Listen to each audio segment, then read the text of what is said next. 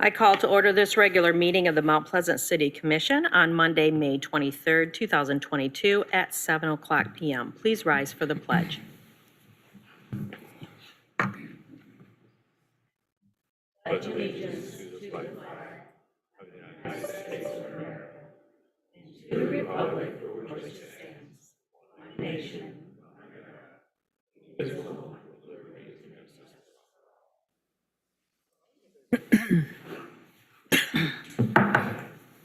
Clerk Bout, could you please take the roll? Commissioner Alsager? Here. Commissioner Asman? Here. Commissioner Ake? Present. Commissioner Ronan is absent. Commissioner Bush? Here. Vice Mayor Simon? Here. Mayor Perschbacher? Here. We have a quorum. All right, we have a quorum and we will continue the meeting. We do have a presentation, even though it's not on the agenda. We have a presentation tonight by Mary Coper, who is from the Mount Pleasant Citizens Climate Lobby and Education. Her presentation will give us some information on the understanding of what the Citizens Climate Lobby and Education is all about. Welcome. I give you the floor. Thank you very much. First, I want to begin by thanking Mayor Perschbacher for inviting me here tonight. It's an honor to address you all and the community at large. I'm going to follow my script. Is that too loud? You're fine. So that, whoops, I guess I should start too. Got carried away. So that I don't ramble on. Let's see. Small print there. Okay. All right. So as she said, we are the Mount Pleasant chapter of Citizens Climate Lobby, Citizens Climate Education, and I'm delighted to be here. I moved to Mount Pleasant in 1972 with my husband, Peter Coper, when he joined the English faculty at CMU. We reared our 4 children here and have deep community ties. I became a group leader for Mount Pleasant CCL when several of us learned about its model of civic engagement for effective climate policy. Tonight, I want to offer you 3 main points of information. First, an overview of Citizens Climate Lobby, the national group and its sister organization, Citizens Climate Education, then some examples of our local work, and finally, a proposal for your consideration. CCL is a nonpartisan, nonprofit volunteer organization that advocates for effective national climate policy, which requires because that requires the climate crisis requires a coherent national policy instead of 50 piecemeal differing things that interstate commerce would have to deal with. Our goal is to build the political will for a livable world. Since its founding 13 years ago, CCL has grown in the US to include 83 chapters in 49 states. Internationally, whoops, I forgot. Okay, that's the US map. Population density obviously has a lot to do with it. Internationally, CCL has more than 130 chapters in 74 countries. CCL has grown because the need for structural reform in the approach to global warming is so great. And the model of civic engagement created by CCL is so essential to a successful democracy. It's been found to work. CCL's international outreach is helping citizens in countries that don't have our access to governmental process. In the United States, chapters are organized in congressional districts so that the members of Congress can hear from their own constituents. CCL's members seek respectful, appreciative, informative meetings with all members of Congress and the public. We insist on genuinely bipartisan efforts and have appreciated Representative Molinar's willingness to meet with us over the last 9 years. We meet with as many organizations and individuals as we can. We develop media contacts and reach out to local citizens and community leaders, as well as developing our chapter and the knowledge base of our members. CCL's primary focus since its founding has been national legislation to put a price on carbon. Why a price on carbon? Because a near consensus of economists and climate scientists agree that a carbon fee or carbon tax applied across the whole economy is the market signal that we all need to wean ourselves off fossil fuels effectively and efficiently. First introduced into the House as a bipartisan bill in 2018, the Energy Innovation and Carbon Dividend Act has been reintroduced annually and currently has 97 bankers in the House with the help of citizen advocates. Whether it can be incorporated into the reconciliation bill or proceed as a standalone bill remains to be negotiated. But CCL volunteers will continue to advocate tirelessly for its passage. The bill's original structure has 3 parts, designed for bipartisan appeal and endorsed, get this, by the largest public statement by economists in history.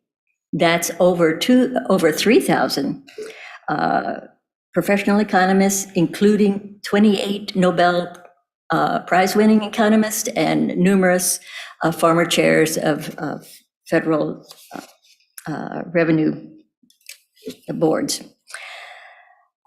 So this policy puts a fee on fossil fuels like coal, oil, and gas, and is in a simple, predictable fashion. It starts low at $15 a ton and grows annually at $10 a ton, as long as emission goals are met.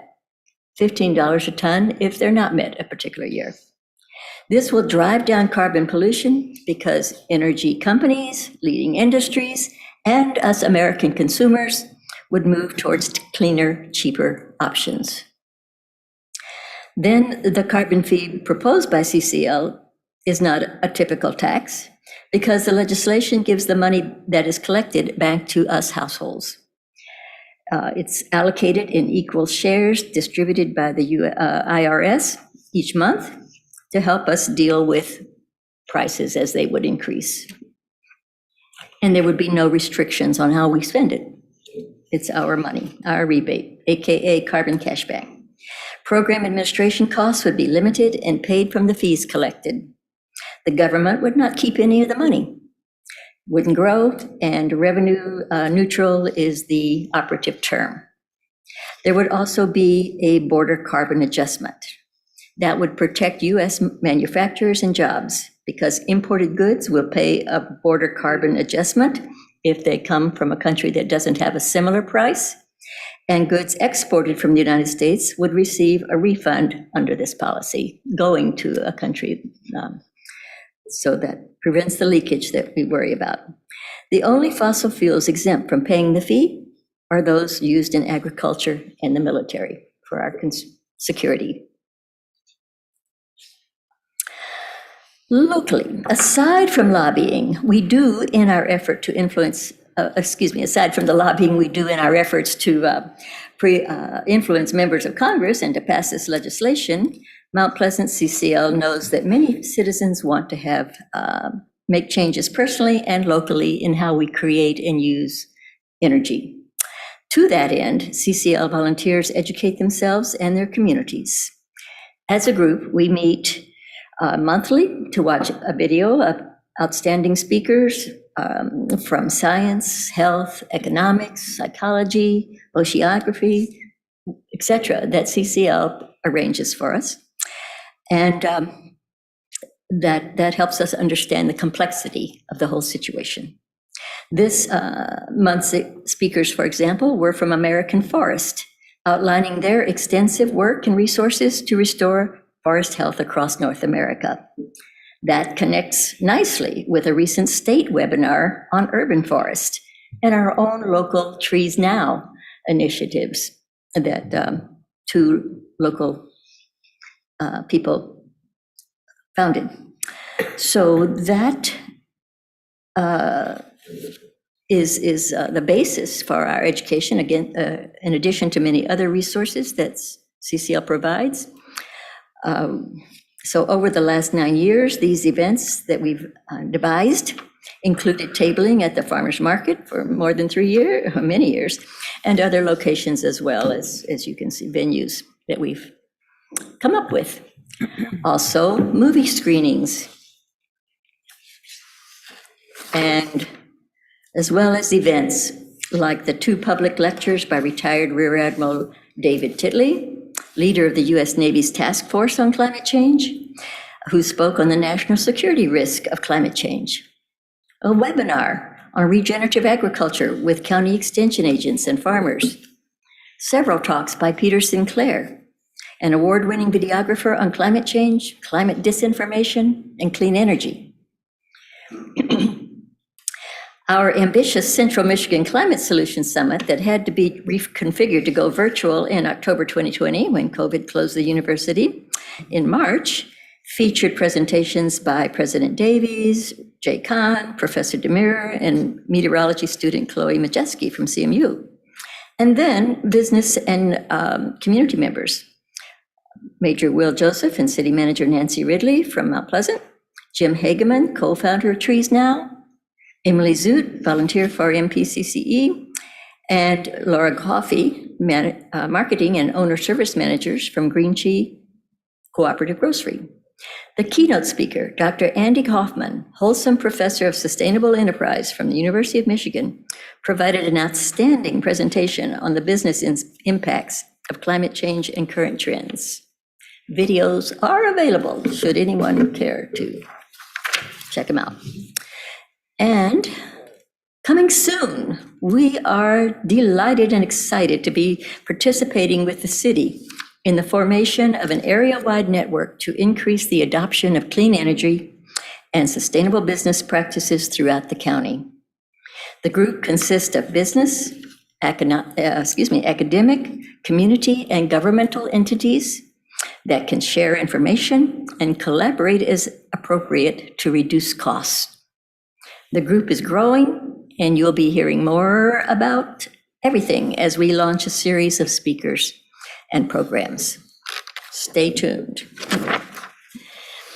On the personal front, there are many actions individuals and families can take. Here's a short list for your consideration. Although none of these solves climate change, importantly, they represent the changes in our thinking and habits that allow us to build a cleaner, healthier world. Finally, and lastly, I'd like to leave you with a suggestion that you consider a city resolution to adopt clean energy goals across the city's operations.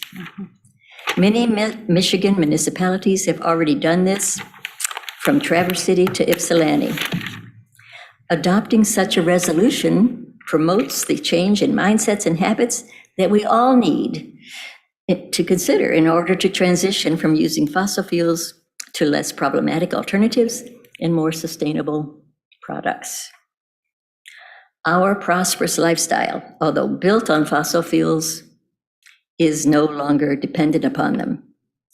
As has been said, the Stone Age did not end for lack of stones. Different forms of clean energy and storage have been developed and are already being rapidly improved upon as well and deployed. Our town has many rooftops and spaces that could be equipped with solar panels. We have many places where we could plant trees. Our energy efficiency could be increased across the board. There's a lot we could do. Our challenge is matching the need with the will to provide the clean air, water, and soil we need to flourish on Earth.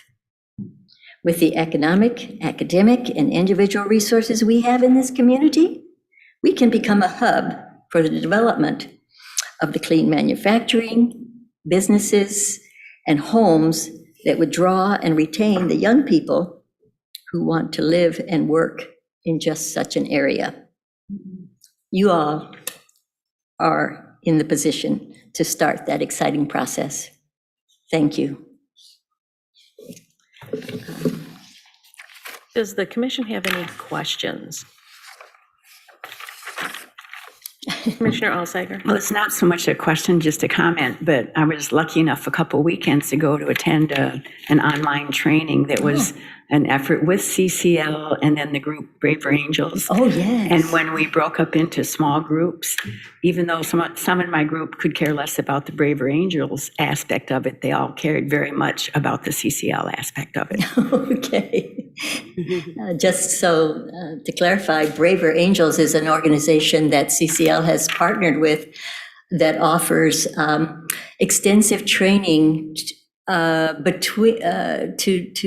help us all as citizens resolve these barriers that have grown up between us in terms of discussing controversial subjects. And I've done one of the trainings too, Mary, and I found it very helpful in terms of just techniques of how to have these conversations in a polite and useful way, productive way. Thank you for the question. Commissioner Ake? Comment. I want to say thank you for this presentation. Yeah, we do need, we need more information. We need to do this frequently because the earth is dying. And whether or not we like it, if we don't save the earth, we will have absolutely no place to live. But I do have,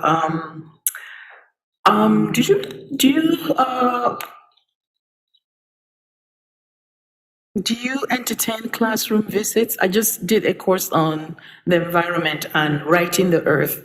So it has to do with the environment and Yes. and I'm doing one in the spring. And you mentioned that you have resources. So I'm thinking of a way of getting students to collaborate with you, but also to bring, your group to the classroom. Right. And hopefully the students live in this community and also find ways of getting them engaged in working with, organizations such as CCL to help,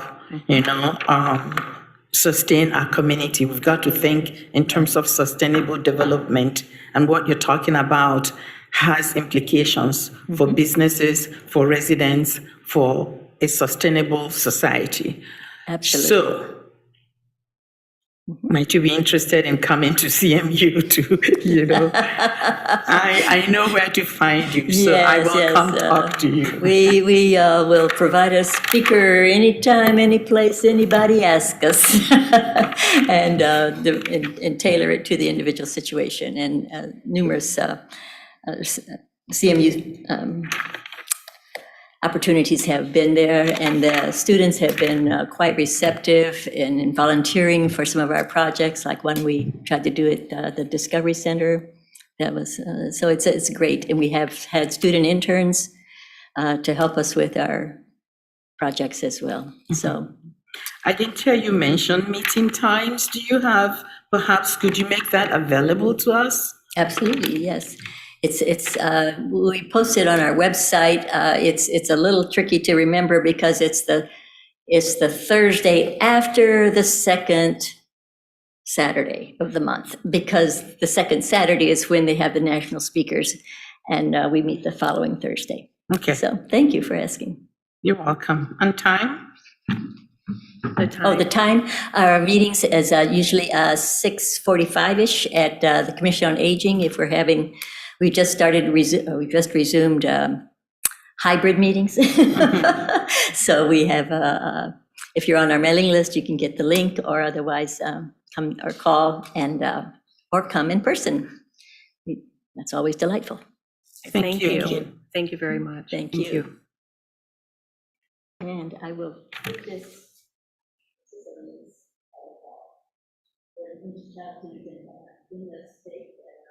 Oh, excellent. Working on these projects. Thank you Thank very you. much. Thank you very much. All right, at this time, I'm going to recognize Commissioner Ronan has entered the hall. He's sitting back there. George, you want to come up and take your spot? He came in during the presentation.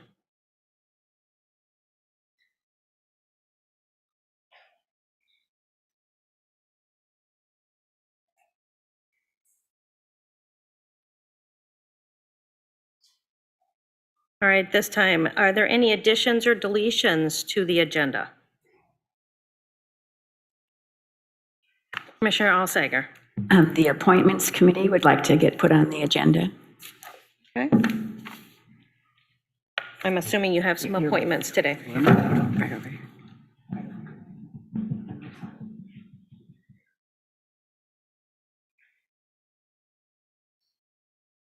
All right, we're going to add that under new business, number 15.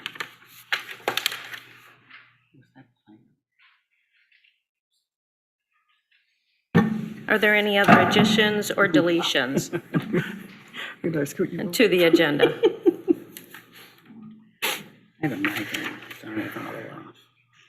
All right, is there a motion to accept the agenda as changed, as amended? I move. Second. We have a motion by Commissioner Eke and a second by Commissioner Bush. All those in favor say yes. Yes. All those opposed, no. Okay, the agenda has been approved. All right, at this time, we're going to open the floor for public comment on agenda items. Have we received any emails? No, we have not. Okay. If you wish to make a public comment, please step to the podium, state your name and address before you make your comment. If there are any joining us by Zoom, please use the raised hand feature or *9 if you're joining Zoom by phone. Once you are recognized, you will be moved into the meeting so that you can be heard and make your comment. Please make sure that you state your name and address before your comment.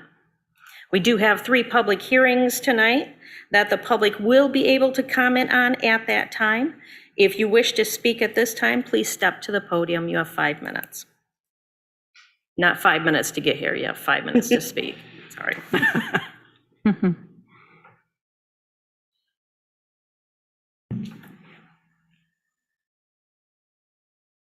Do we have anybody on Zoom that wishes to speak at this time? Is No raised hands. there anybody in the audience that would like to speak at this time?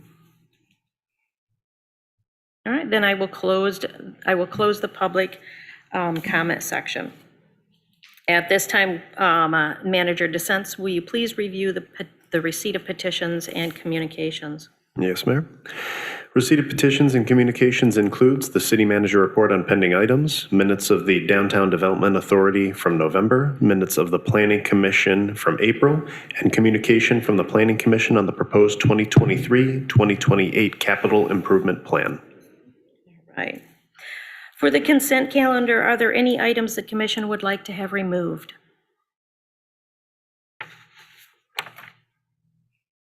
All right, at this time, Manager DeSense, will you please review the consent calendar? Absolutely. Consent items for the evening include approval of the minutes from the regular meeting held May 9, 2022. Consider award of contract to Crapel Ford for the purchase of 2 police interceptor utility vehicles. Crapel Ford was the only bidder that met all the specifications on this bid and has bid $85,640 for 2 police vehicles. Consider resolution in support of recommended pedicab business licensing fees. Consider renewal of facility agreement with Girl Scouts Heart of Michigan for cabin located at Chippewa Park. Consider budget amendment for groundskeeping and signage for the downtown parking lots. Consider acceptance of $40,000 from the Michigan State Housing Development Authority for a neighborhood enhancement grant. Authorize the mayor to execute the necessary documents and approve the allocation of additional funds. And consider approval of payrolls and warrants. Is there a motion to accept the consent calendar? So moved. I second. All right, we have a motion by Commissioner Alsager and a second by Commissioner Eke. All those in favor say yes. Yes. All those opposed, no. Motion carries. All right, we are now at item 12 on the agenda, which is a public hearing, one of our first of 3. This is one on the proposed 2023 to 2028 capital improvement plan. Manager DeSense, can you please give the commission an overview? Absolutely. So a public hearing must be held prior to consideration of the adoption of our capital improvement plan. This one from 2023 through 2028 serves as a financial plan for the next 5 years. It has projects that total just under $37 million total, and that does not include the upgrades to our WRRF. So obviously, the city of Mount Pleasant actually has a lot of business planned over the next 5 years here. So following the public hearing, staff will bring back the capital improvement plan to the city commission for final adoption in June. Right, and my understanding is that the commission does not have any action item on this tonight. That's correct. It will come back to the commission for approval at our first meeting in June. Okay, excellent. All right, if the floor is open for public comment on this hearing, if you are here to speak in reference to this public hearing, please come to the podium, state your name and address. You will be given 5 minutes to speak. If you're joining us by Zoom, please use the raised hand feature or *9 if you're joining Zoom by phone. You'll be, as soon as you're recognized, you'll be let into the meeting and you will be given 5 minutes once you state your name and address. Are there any comments that have been emailed to us on this hearing? No, there are not. Is there anybody in Zoom that wishes to speak at this time? No raised hands. Okay. Anybody in the audience wish to speak on this? All right, I do not see anybody in the audience that wishes to speak, so I'm going to close the public hearing. And since we do not have an action item for this, we are going to move on to item 13 in the agenda. This is our second public hearing for tonight, and this is on the ordinance. The ordinance section 154.410.b.4, I think I got that all right, of the Mount Pleasant zoning ordinance. It's to amend that section in reference to numeric limitations or limits for the adult use marijuana establishments and the medical marijuana facilities. Manager DeSense, can you please give the commission an overview? Absolutely. So the city's zoning ordinance contains language related to the cap set on particular marijuana businesses. The city commission has taken action on 2 police power ordinances to remove those caps. So essentially, we would need to do the same for this zoning ordinance in order to have that effect. So following the public hearing, if the city commission wishes, you can move to approve the text change 22-04, which captures those changes in the zoning ordinance. Okay, I'll open the floor for public comment for this hearing. If you are here for the public hearing and you wish to speak, please come to the podium, state your name and address. You'll then be given 5 minutes for your comment. If you're joining us by Zoom, please use the raised hand feature or *9 if you're joining Zoom by phone. You will need to state your name and address once you are let into the meeting, and you'll be given 5 minutes. Is there anyone in Zoom that wishes to speak? No raised hands. Do we have any email comments? No, we do not. Anyone in the audience wishes to speak at this time?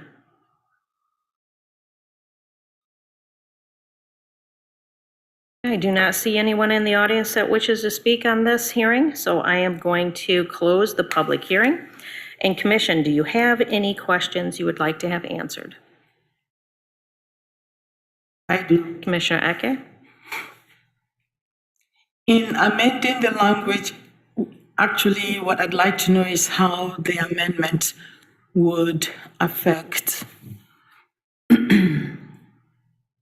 Since I don't have, I'm going to rephrase what I have, what I'm about to say. Since I don't have the language of the previous amendment, the language of the previous section or the previous language before me, I am interested in how this new language would alter, our activities, because I'm interested in terms of the issue of proximity to certain areas, the issue of proximity to schools, the issue of proximity to CMU and residential locations and the issue of proximity of businesses to one another. So the amendment that's before the City Commission for consideration this evening essentially takes all of those cap limits out of the zoning ordinance and replaces it with just a reference to the city's police powers ordinance, which we established at our last meeting and approved, stating that the caps would be located in that. To answer your question on the distances, and I sometimes confuse them myself, I would like to call on Assistant Community Services Director and City Planner Jacob Kane to be able to answer that one. Thank you. Good evening, Mayor Perschbacher, members of the commission. To answer your question, Commissioner Eke, this doesn't amend any other section of the special use standards for either medical or recreational marijuana uses. So the existing buffers remain as they've been written since those changes were originally adopted. It is a 1,000-foot buffer from K through 12 schools and a 500-foot buffer from the campus of Central Michigan University, except east of Mission Street. And there are no buffers between marijuana facilities, and there are no buffers from marijuana facilities to residential districts, just the 2 buffers between K through 12 schools and the university district. I have a follow-up question, may I? Yes. I do realize that in our last meeting, this particular issue came up with reference to places of service. And, also with reference to modifying the buffer zones, the spatial distances or the location or length or yards or footage, whatever it is we're using of those buffer zones. So this amendment just simply deals with the removal of the cap.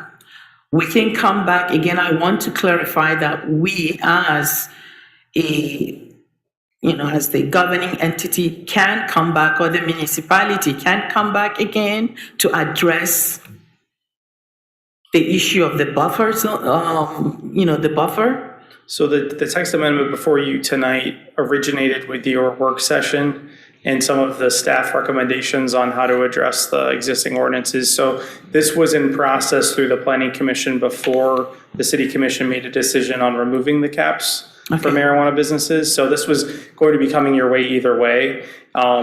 You could adopt the text change in front of you tonight and still tonight or at some future time ask that the Planning Commission consider amending the buffers or adding buffers, whether it's bigger buffers, smaller buffers, more buffers, less buffers, or any other change of the zoning. That just would have to go through public hearing at the Planning Commission before it could come to the City Commission for consideration. Okay, good. You've answered my question. Thank you. Commissioner Ronan? Yeah, just as a clarification, I think there's some confusion or perhaps even a false equivalence when we start talking about buffer zones. Buffer zones are common for places that serve alcohol or places where people are imbibing in these. So if we use alcohol as an example, for example, if you have an establishment that's serving alcohol, there can be a buffer zone. None of these licenses that we're awarding for marijuana have any use components to them. So it's not like someone's going to go there and imbibe in marijuana. They can't use marijuana at these establishments. All they can do is go in and purchase it. So it'd be like going to Rick's, for example. Do we have a buffer zone between Rick's and other facilities since they sell alcohol? I don't think we do, actually. But if Rick's were a place where you could consume alcohol, then we'd probably talk about increased buffer zones. But sometimes when people talk about licenses, they conflate these issues, and they come to false equivalences, thinking that a license to purchase marijuana is similar to a license to serve alcohol or something like that. It absolutely isn't. They're different things. I just want to make sure that we keep that distinction in our minds, because it's a false equivalence. They're not equivalent at all, from my point of view at least. Myers, for example, sells alcohol. There's no buffer zone between Myers and other types of establishments because they sell alcohol. If Myers were a bar that served alcohol, then we'd expect more buffer zones put in place. Does this make sense? Because I think sometimes when people hear license, like myself, because I'm not that sophisticated with this terminology and how it works, when I think of license, I typically think of a use license, which is significantly different than these types of licenses.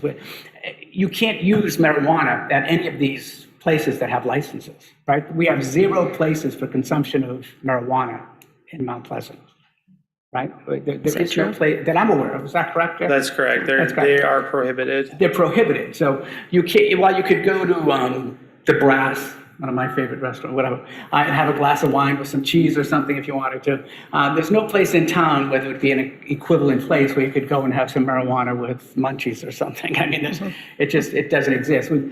As a city, we've decided not to approve any consumption centers. Yes. So I'm not against more buffers or adding it, but sometimes people are making I think in their minds, they make these false equivalents, thinking that things that are licensed to, we have these buffers among places that are licensed, but the licenses typically are to serve alcohol. Like a restaurant might have a license, so there's a buffer zone around them. It makes sense. Mayor Right. Pushbacher, Yes. could I? Yes. I just want to offer some clarification, just in case this comes back up in later discussions about buffers. Because the zoning ordinance actually does buffer from sales locations for alcohol. Right. So a liquor store has some distance requirements from a variety of land uses, whereas a restaurant that serves alcohol does not. The code also makes a distinction. So Meyer and Rick's, a full-service supermarket that sells alcohol, is not subject to the same type of regulation that a business that just mainly serves alcohol, beer, or wine is subject to. Right. They're specifically treated differently. Same with pharmacies, so a CVS or Walgreens that might sell beer or liquor. The type of business for service that is buffered is a bar, nightclub, or tavern. Right. Can't be adjacent to a residential district, but other businesses that serve alcohol can be. And so I just wanted to make sure that was clear, because that is slightly contrary to what you were saying, and in case that comes up later, I just wanted to connect those dots. But I think you're absolutely correct. They are, a liquor store and a bar are 2 different land uses for a reason, and a designated consumption establishment and a sales outlet or a processing outlet are obviously very different in their operational characteristics as well. And I think when you start thinking marijuana, I think people equate these in a way that they Yeah. probably ought not. I agree. Commissioner Ake. Before you go away, I just want to clarify it for myself. But the state Marijuana Act does say somewhere that, sort of allow for these buffers, right? Does it or does it not? MRMA allows communities to decide whether or not they allow them at all. And if Okay. you do, then what type of zoning regulations, like any other land use. So the Okay. community has the ability to create their own zoning regulations. They do have to be, there's some language in MRMA about those rules being reasonable, Yes. which is kind of implicit in other zoning or you're going to get sued. But it's explicitly stated in MRMA that it has to be reasonable. But buffers are commonly used in zoning, and so I think they're likely would be found reasonable if challenged. Okay, I just want to make sure that I understand what they're saying, because I do recall that there is language in there that, suggests the municipality having, the power to establish buffers either greater than the recommendation from the state, or however we wish to do that. If MRMA didn't allow buffers, we wouldn't have buffers. Okay, good, thank you. And all of these establishments, including alcohol sales and the cannabis, are only allowed in the CD4 and CD5, correct? Correct, and they're further restricted by both the buffers and also by a requirement to be located in either the CBD Tifa district downtown or the Downtown Development Authority on Mission and Pickard. So Yeah. that further restricts within the CD4 and 5 where they can be located. And they have to go through a special use permit process. They do, but that's not meant to pick winners and losers. It's Yeah. meant to ensure compliance with the rules. So Yes. I also want to make sure that's clear. The Planning Commission's not a licensing board. So they're going to more often than not defer to an approval if someone can prove that they're complying with the rules. Okay, thank you. Thank you. All right, so is there a motion to approve the amendments to to section 154.410.b.4 of the city zoning ordinance? So moved. I second. Oops, okay, Judge. All right, so we have a motion by Commissioner Alsteiger and a second by Commissioner Ronan. Yes. Is there any other discussion on this? All right, then we will go to a roll call vote. Commissioner Bush? Yes. Commissioner Asman? Yes. Commissioner Eke? Yes. Commissioner Alsteiger? Yes. Commissioner Ronan? Yes. Vice Mayor Simon? Yes. Mayor Perschbacher? Yes. Motion carries. Thank you. We're now at agenda item 14. This is our last public hearing for the night. This public hearing is on Phase 2 project plan for upgrades at the Water Resource Recovery Facility. Manager DeSenza, please give the commission an overview. Thank you, Mayor. Staff is asking the City Commission to consider applying to the state's Clean Water State Revolving Fund for Phase 2 of our Water Resource Recovery Facility upgrades. The estimated cost for Phase 2 is $18 million based on the higher prices that we're seeing in supplies as well as services. The benefits of the program include a very low interest rate of 1.875%, as well as potential loan forgiveness of anywhere from 10 to 48% of the total project. This loan forgiveness is not calculated, though, until after an application is received. And so if we move forward with this, city staff would communicate to the City Commission then what that total loan ask will be. And we'll know at that point then what the loan forgiveness would be as well, too. We're joined today by Brian Van Zee, who's an engineer for Fishbeck, who will present the project to the City Commission ahead of our public hearing. We'll conduct the public hearing, and then once the public hearing has concluded, we'll ask the City Commission to move to adopt the attached resolution to approve our application to the program.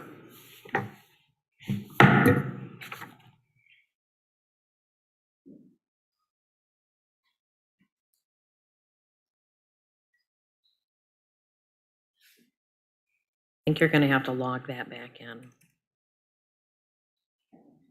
Sleep mode.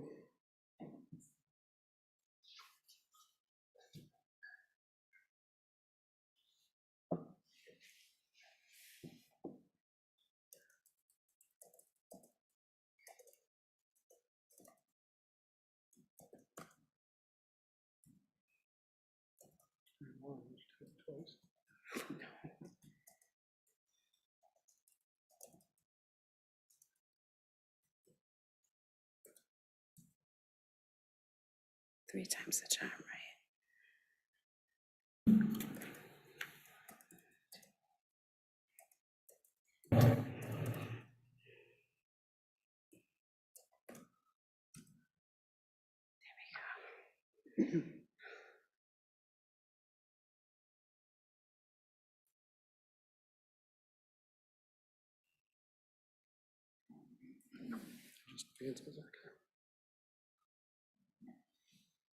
Thank you, everyone. Again, I'm Brian Van Zee with Fishbeck Engineers.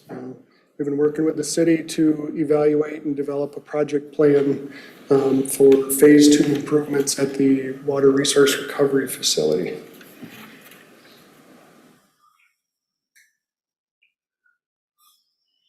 So this project plan will be submitted and used for application to the State Clean Water Revolving Loan Fund.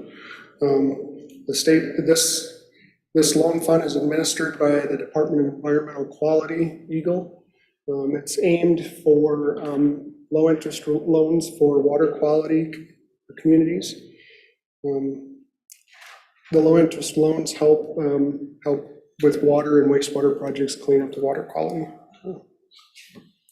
So a little background on the existing plant.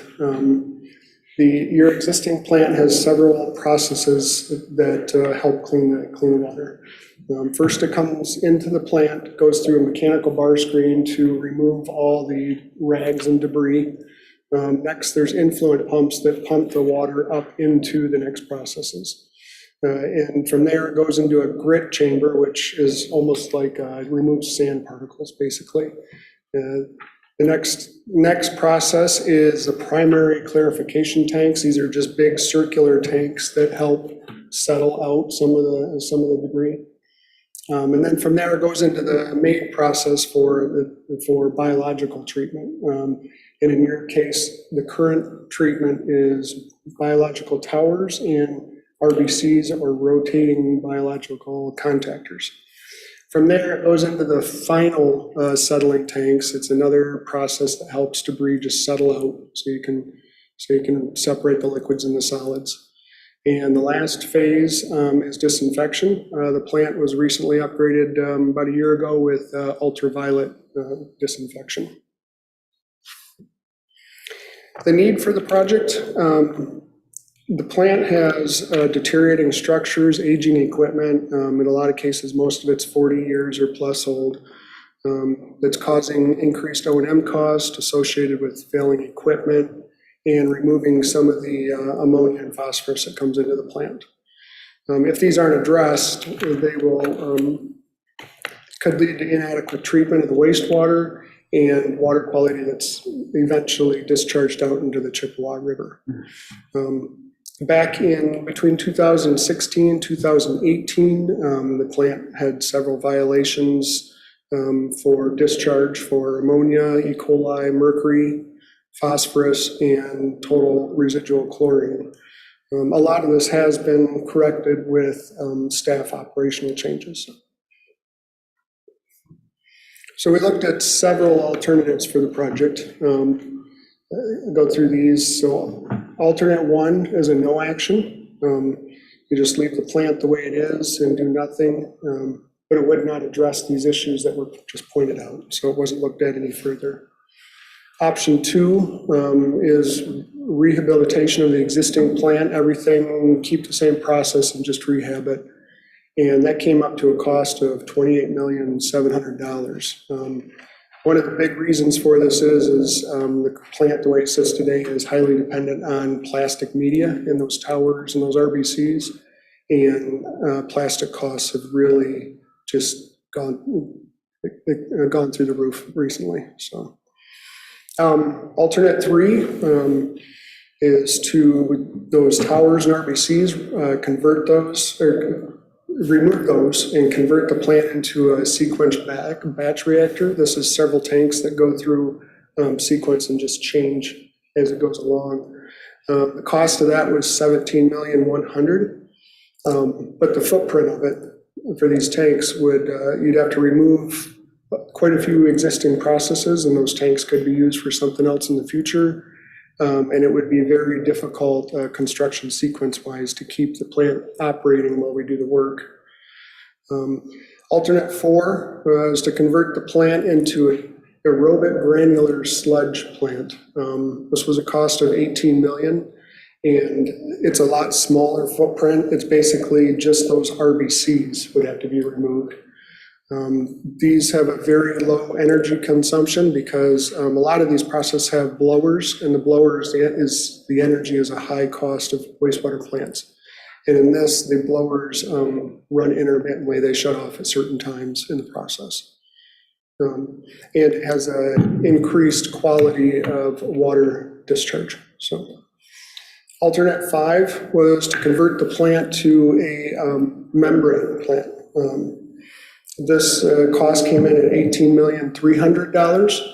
It is a reduced energy cost and has a small footprint and also probably the best water quality improvement. But this process is quite expensive with, again, it's media, and the media only lasts it's got a lifespan of 10 years right now. So in 10 years, you'd have to probably cost about half the cost again to replace all the media. So the last alternative that we have to look at is converting to a regional facility with surrounding communities. And the Mount Pleasant wastewater plant is already a regional facility. So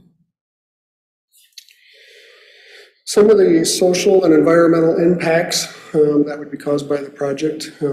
Short term, you would have just the typical construction impacts. So you'd have traffic from construction trucks. You'd have increased noise during working hours, things like that. Soil erosion is another issue during construction, but it's permitted and controlled by measures to make sure that things aren't eroding. The project will adhere to local, state, and federal regulations for floodplains and wildlife. The land use for this is you'd be staying within the existing footprint of the process, so there wouldn't be a land use issue. Water quality would improve, that's discharged into the Chippewa River. Energy costs would decrease, and it would have a positive overall impact on reliability of the plant and operations. And then there's no effect to wild and endangered species because, again, it's all within the same footprint. So the recommended alternative was alternative 4. That's AGS system.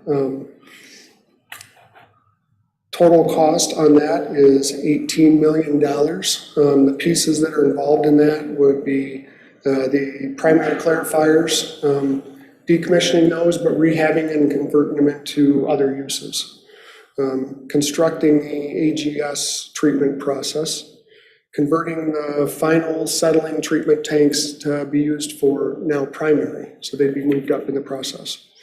And then possibly installing a tertiary filter after the AGS system just to improve that water quality even more.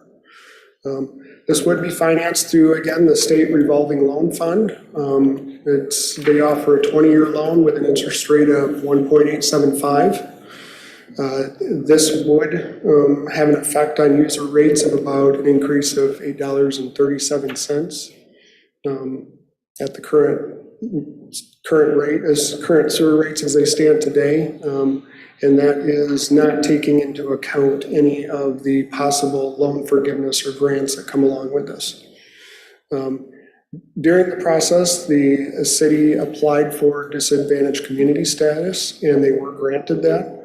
So that does offer them up to that potential 10 to 48% in loan forgiveness. That loan forgiveness, we don't know that yet. We have to submit the plan. And we should have an answer back on that by the beginning of July. So, the next steps in the process after we submit the loan, the next step after today is to approve a resolution to adopt the plan and submit the final plan by June 1st.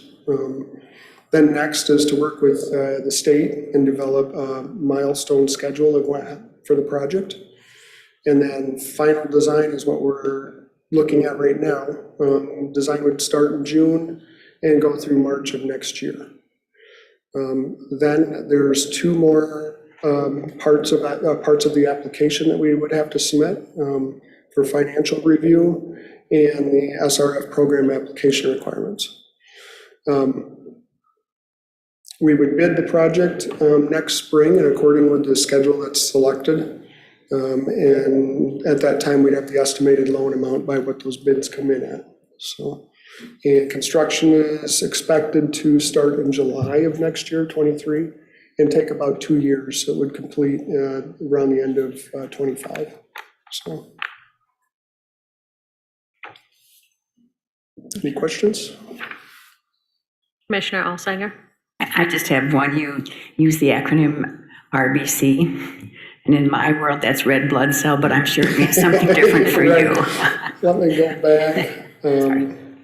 I don't have a pointer, but RBCs are rotating biological contactors. They're basically a big disc of, again, media that rotates and the liquid runs through that. And if you can see the picture up there, you'll see rows of these, looks like huts. There's 4 rows of them. Those are the RBCs. So. Yes, if anybody on the board here has ever gone through the Citizens Academy, we have viewed those. Yes. We get wonderful tours. All of, yes. That was my favorite. Yeah. Not many people like that one. No, it'd be my favorite too. Yeah. Commissioner Bush. I did think that sounded like the kind of obvious of the alternatives. I just wish it had a cooler name. It just, yeah, it's a, Right. We can put a different name on the side of the okay, tank, so. okay. Come up, yeah. Yeah. I Any have other a minor questions? question. Yes, Commissioner Eke. How urgent do we need to get this addressed? How quickly? The improvements or the application submittal to the state? The improvement?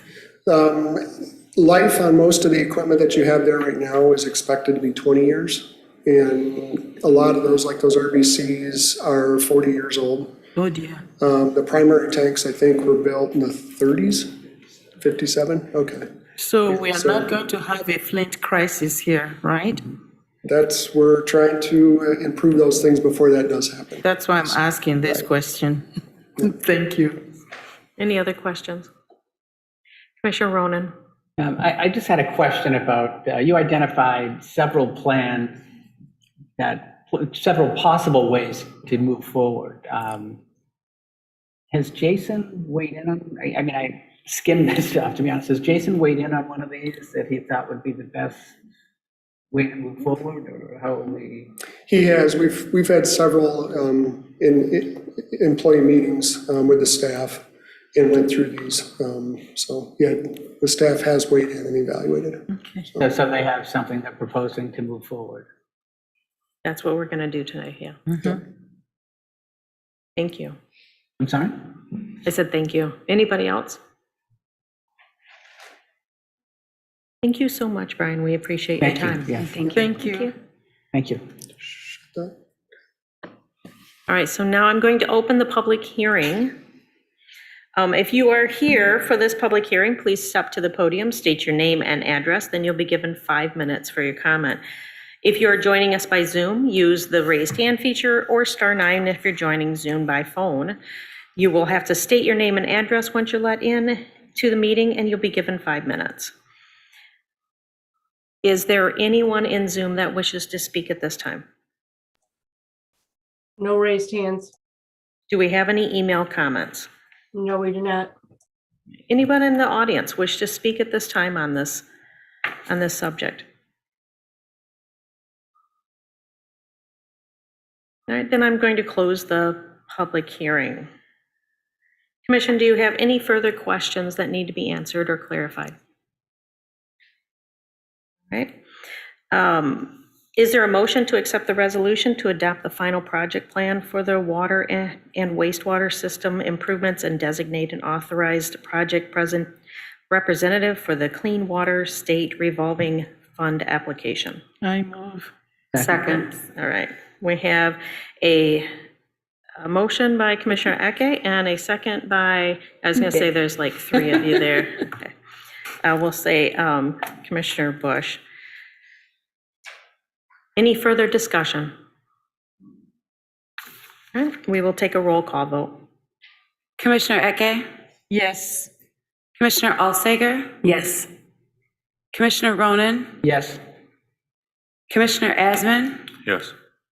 Commissioner Bush? Yes. Vice Mayor Simon? Yes. Mayor Perschbacher? Yes. Motion carries. All right. At this time, I'm going to open at this time, we're going to move to new business. We have item 15 for the Appointments Committee. Commissioner Alsager, can you please give us the names and appointments the boards you're appointing to, and give us a little background on each? Sure. We have 2 openings on the Planning Commission, and we had a few names actually from late last year that we hadn't acted on, and then all of a sudden we have 4 or 5 that have applied. So one person, I want to warn Jacob, with this woman's credentials, if she didn't already have a job, she'd be gunning for your job. She's got some really good credentials. Her name is Kelly Nicholas, and she's currently a community relations manager. She's worked for Michigan Works. She's had some successful grant applications she's applied for. She's been a United Way volunteer and had many leadership roles. I think she's a very strong candidate. And then the second one is Andrew, I think it's pronounced Devaney. Davini? Oh, And he applied back in November too, but he was put on the officers' compensation board that might meet once every 5 years as needed. So I think he's being underutilized as well. So he's our second one for the Planning Commission. And then we have one for the Parks and Rec Board. And there was a second one that I wasn't able to reach today. And if there's anyone in the audience, we're still looking. But this is Easton Thomas Hamill for the Parks and Rec Board. So those are our three. Background on the Parks and Rec person, Mary? I didn't make my notes detailed enough to answer that one. But he was nice to chat with today. Sure. That's fine. I just wondered if you I think he has been, he submitted his application quite a while ago.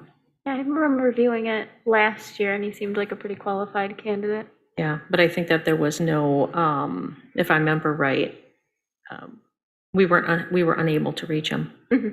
Yeah. Commissioner Ronan. Yeah, I'd like to move that we accept the appointment recommendations outlined. Second. And there's a second. Any further discussion? All those in favor say yes. Yes. Yes. All those opposed, no. Motion carries. I'd like to welcome all of those that have been appointed to the boards. Thank you.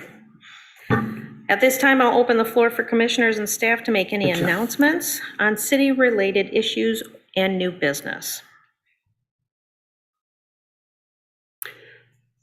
Commissioner Bush? I am the co-host of a small event tomorrow night For Art's Sake, where city residents who are interested in showing small measures of support for soldiers and refugees in Ukraine can write letters, which will be distributed through a humanitarian network out of Detroit. I've learned that these small personal gestures, these physical handwritten letters, can be very valuable to people in crisis and people displaced persons. So tomorrow at 6 to 8 For Art's Sake, if you're interested. Thank you. Commissioner Ake? Where? For Art's Sake? If anyone is interested in seeing birds doing stuff, there is an exhibit at CMU's Babel Room, and I believe that it's going to be there till August. It's really beautiful. You should go see it. I understand that the photographer used to photograph for CMU and did a lot of photographing during COVID and took up photographing birds doing stuff. So instead of humans doing stuff, he is photographing birds, or people doing stuff. He's photographing birds doing stuff, and he's won a number of awards, and they're really beautiful photographs. So please go see, support. Thank you. Clerk Bauk.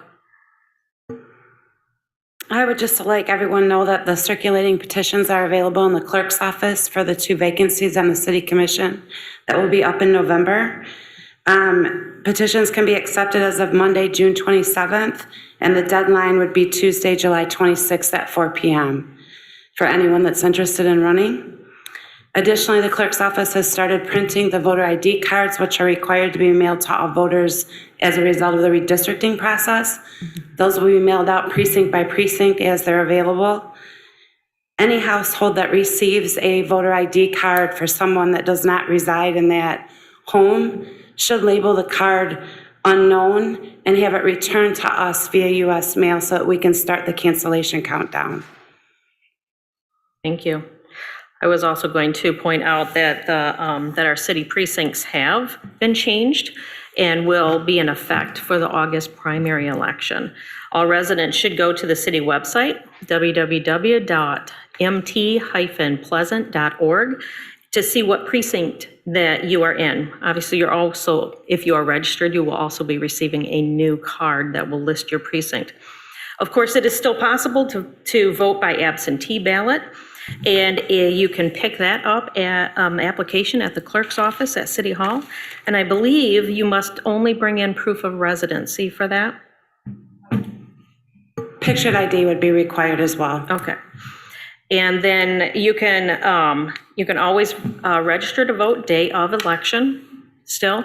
And but it's always best to register early. And if you'd like to register early, you can register online at the Secretary of State's office or at your the city clerk's office at City Hall. Any other comments? All right. At this time, we're going to move on to public comment on agenda and non-agenda items. Have we received any emails for public comment? No, we have not. Okay, if you wish to make a comment, please step to the podium, state your name and address before you make your comment. If you're joining the meeting by Zoom, use the raised hand feature or *9 if you're joining Zoom by phone. Once you're recognized, you'll be moved in so that you can be heard and make your comment. Please state your name and address before your comment. Thank you. Yes. Bree Mokenberg from Mount Pleasant. Over the last year, if you have all paid attention to what's taken place in our community with crimes, and you've been up to date with the newspapers, you'll know that rapes and murders both have been on the incline. That recently there was a child sexting, and of those 7 perpetrators, 5 of them were from Isabella County. 3 of them were specifically from Mount Pleasant.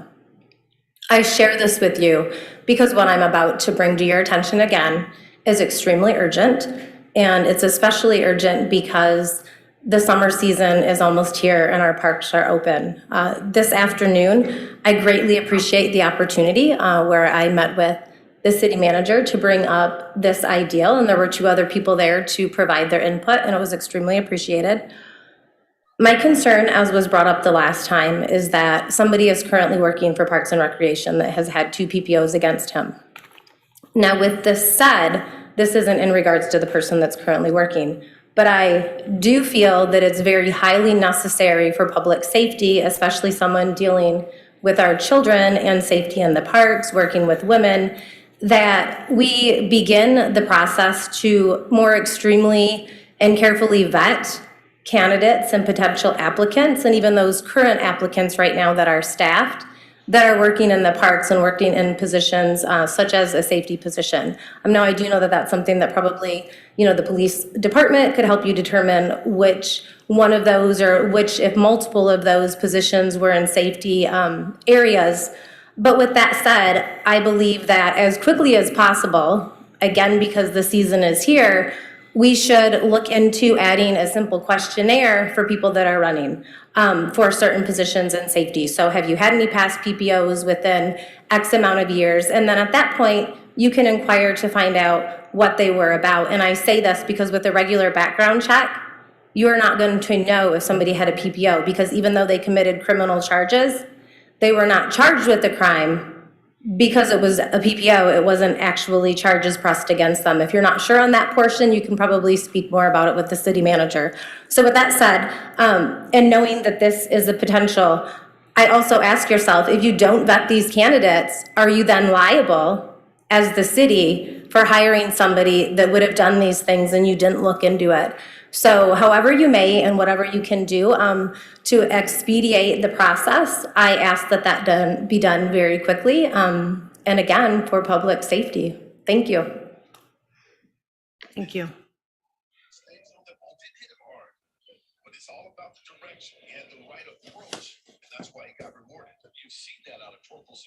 Do we have a phone? Yeah. Or maybe on Zoom. It's hard to see because we can't see people on Zoom, so somebody could have they're unmuted and have the TV on going behind them. Nope, nobody on Zoom. Okay. Interesting. All right, any other comments from the public? All right, we are going to close public comment, and I'm going to entertain a motion to adjourn. So moved. I second. All right, all those in favor say yes. Yes. Yes. All those opposed, no. All right, we are adjourned at 8:09. Have a good evening. Yes.